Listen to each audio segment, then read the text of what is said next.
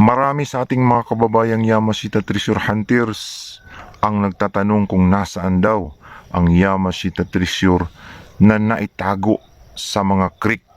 Ito po ang ating pag-uusapan ngayon. May letter M.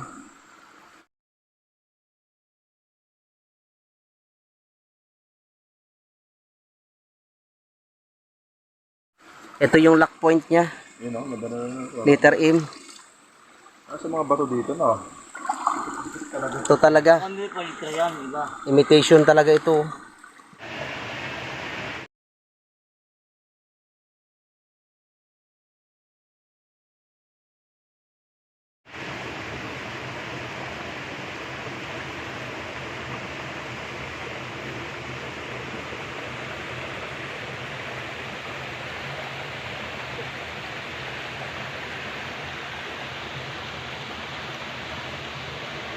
Magandang araw po sa kanilang lahat. Mayong adlaw kaninyong tanan diha sa Kabisayaan o Kamindanawan. Naimbag na aldaw kada kayo amin mga kakabsat tayo na mga Ilocano. Assalamualaikum warahmatullahi ta'ala wa barakatuh sa mga kapatid natin po sa pananampalataya. Tayo na naman po ay magbabalik nga Luzon, Visayas, Mindanao sa isa na naman pong napakagandang topic tungkol po sa Yamashita Treasure Hunting.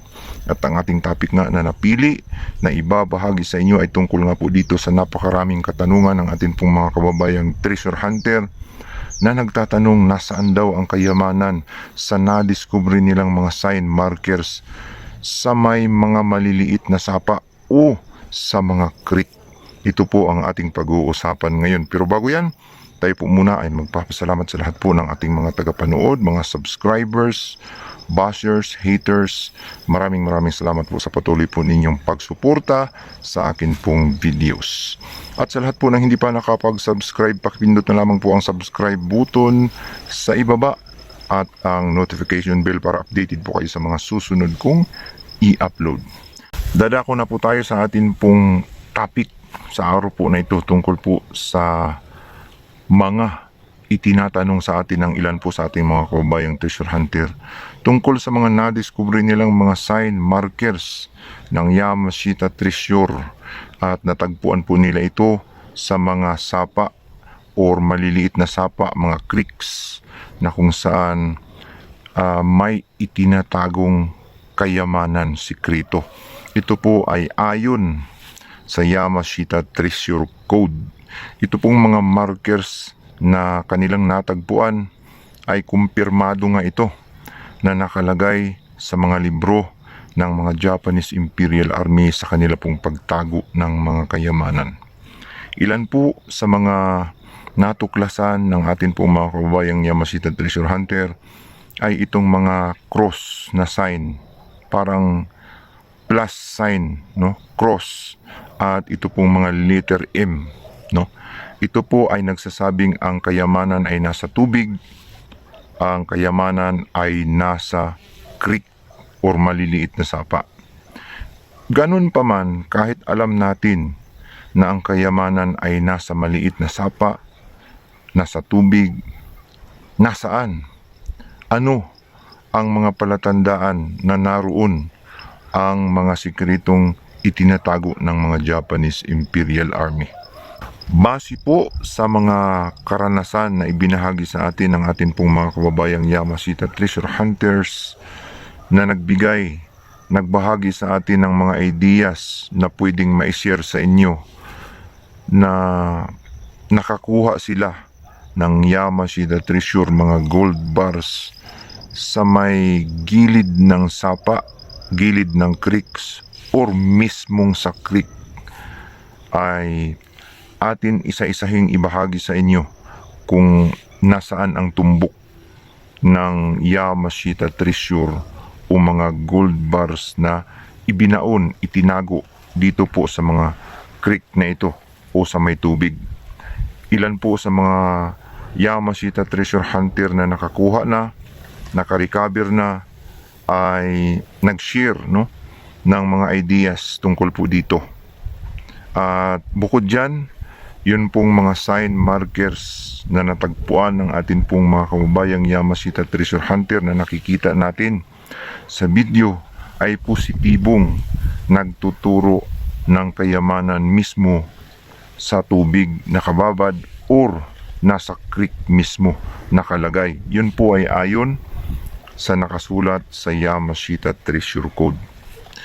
Atin pong uunahin ang mga ilan po sa ating mga kababayang Yamashita Treasure Hunter na nakakuha na tungkol po dito sa mga kayamanan nasa gilid ng creek or nasa mismong sa creek. Unahin po natin ang nakuha po mula sa Quezon Province, no?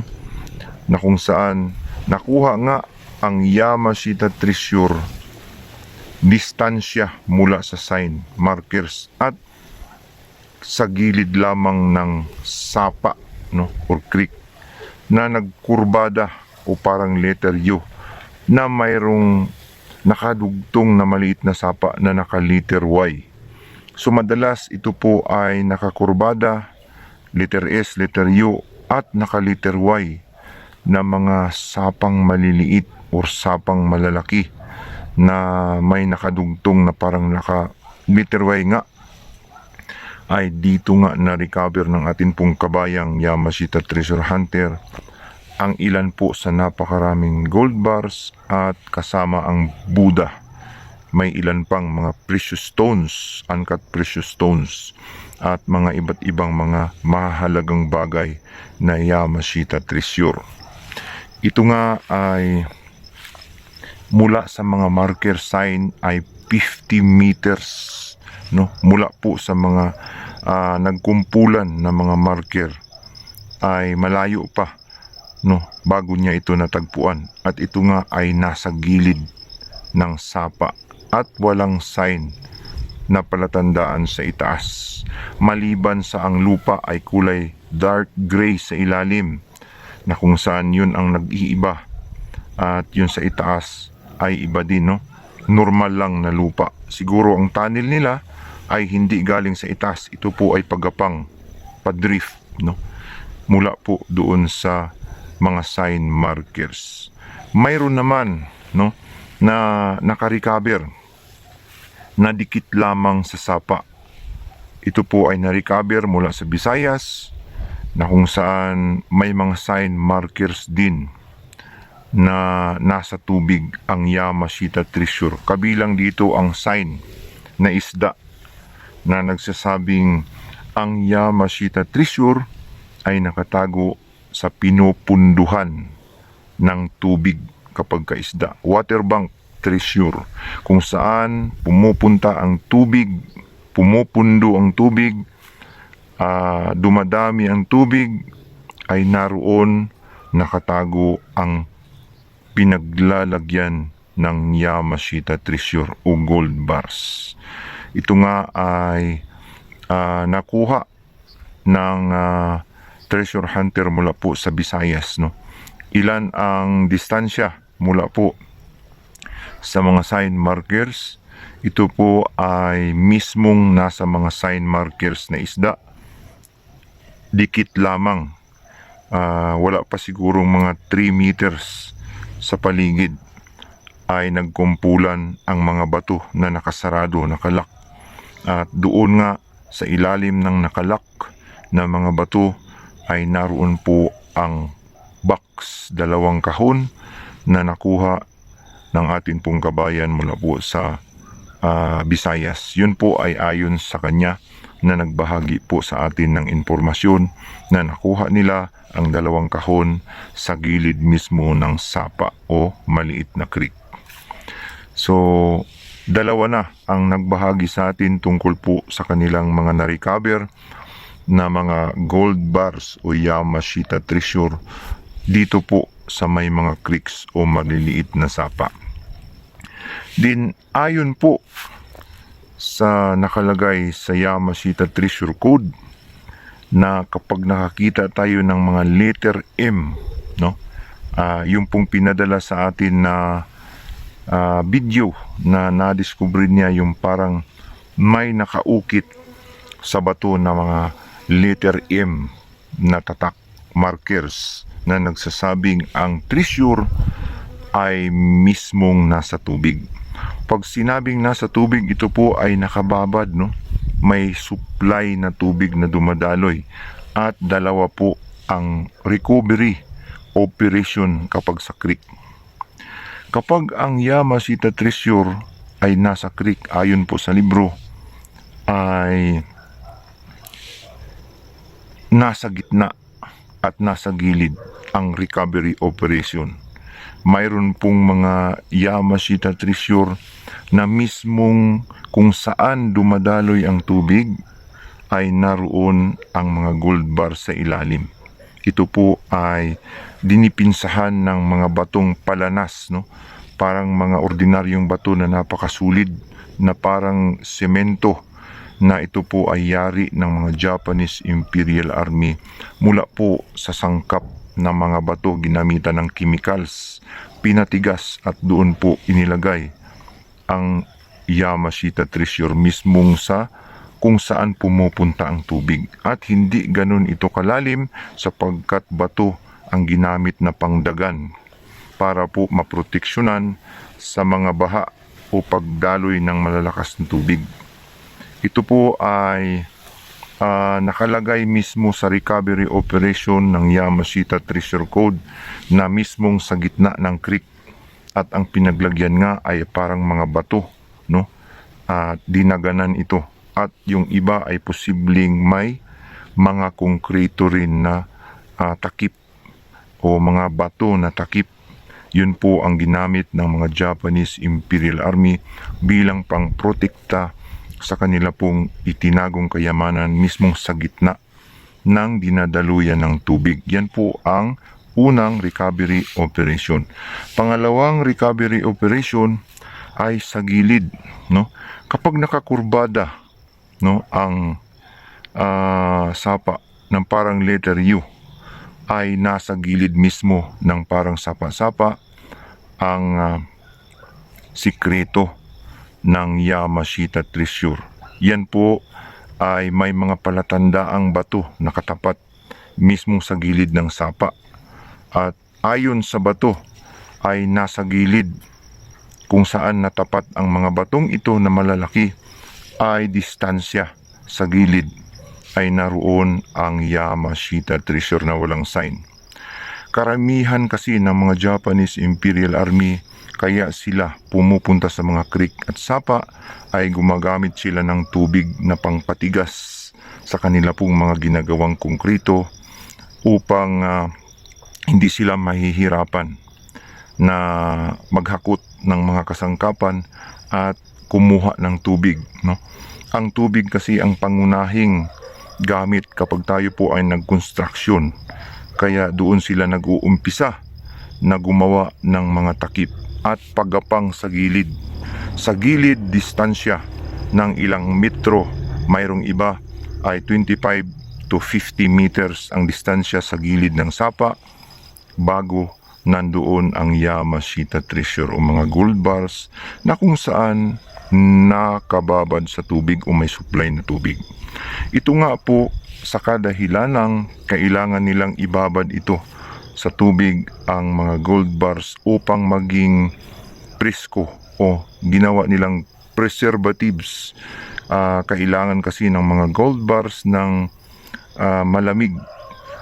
Kaya kung makikita natin sa mga bangko, kung nakadeposit ang mga gold bars ay laging nakalagay ito sa freezer upang hindi po bumaba ang carats. Kapag ito po kasi ay nasa mainit at walang supply na tubig o walang lamig, ay posibleng mababawasan ang kanya pong kilatis o carats o bigat. Yan po yun ang dahilan kung bakit kalimitang nailagay ang mga ginto, gold bars ng Yamashita Treasure sa may mga creek. Yun po yung dalawang operasyon na atin pong nalaman tungkol po sa mga sapa-sapa, maliliit na ilog or mga ilog na kung saan nakalagay po sa Yamashita Treasure Code. So yun po yung mga example na atin pong nabanggit kanina, ay tunay nga na nakakuha yun, nakuhanan ng Yamashita Treasure sa may mga gilid ng Sapa Creek. At alam natin na marami pa ito sa buong bansang Pilipinas. Ayon po sa ating mga nakikitang mga videos na ipadala sa ating mga videos, ay positibo nga ito sa Yamashita Treasure o may nakatagong mga ginto, kayamanan, kung saan ito natagpuan, ito pong mga sign markers na kanila pong mga nadiskubre. Kaya tutok po kayo, no? Panuorin po ninyo ito hanggang sa matapos ito pong video natin, sapagkat mahalaga po ito para po sa mga Yamashita Treasure Hunter. Ito po ay magbibigay sa inyo, sa atin, ng magandang ideya, no? Kahit wala tayong tinatawag na detector, kung mayroong kaparihas nito na duplicate na parihas ang ginawa ng mga Japanese Imperial Army, ay posibleng matutuklasan din natin ang Yamashita Treasure na kung saan itinago ng mga Japanese. So ito po ang ating naging topic ngayon na naibahagi sa inyo tungkol po dito sa mga Yamashita Treasure na nakalagay sa creek. Sana po ay nag-enjoy kayo, nagbigay sa inyo, sa atin, ng napakagandang idea tungkol po sa paghahanap ng mga sikreto, mga kayamanang ibinaon ng mga Japanese Imperial Army dito po sa buong bansang Pilipinas, sa kabundukan ng Pilipinas. Hanggang dito na lamang po, at kung may alam po kayo, pakidagdag na lamang po ang inyo pong mga nalalaman tungkol po sa mga sikreto, tungkol sa mga creek, mga maliliit na sapa. At sa lahat po ng mga nag-subscribe, ako po ay nagpapasalamat nga sa inyo ulit sa patuloy po ninyong pagsuporta sa akin pong mga videos. At sa lahat po ng ating bashers, haters, maraming salamat din po sa patuloy po ninyong pangbabas, sapagkat ito po ay nakakatulong sa akin channel. Hanggang dito na lamang, maraming salamat po. Ito po ang inyong Ka-Treasure Hunter nagsasabing kapag tayo po ay naghahanap, Jack, tayo po ay makakahanap.